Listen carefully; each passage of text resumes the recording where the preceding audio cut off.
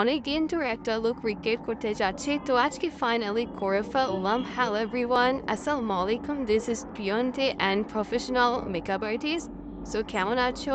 তো আজকে যে লুকটা করবো তোমার স্ক্রিনে এখন দেখে দিব। আসলে কাল লুকটা আজকে আমি রিক্রিয়েট করেছি, চলো দেখি।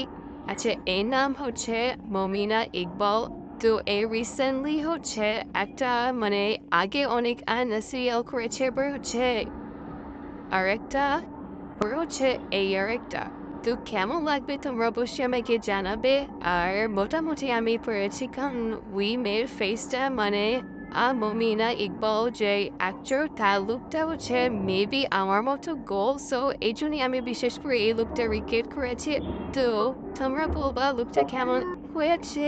নেক্সট হচ্ছে অরেঞ্জ বা লুক করবো। আচ্ছা, আমি কিন্তু সিরিয়ালের নামটা হয়তো একটু ভুল বলেছি আবার আচ্ছা, এই সিরিয়ালটা হচ্ছে এহসান ফারমোশ, এইটার নাম। হ্যাঁ, আর এই যেটা ক্রিকেট করেছে যা লুক এই হচ্ছে এর নাম তোমার মমিনা ইকবাল।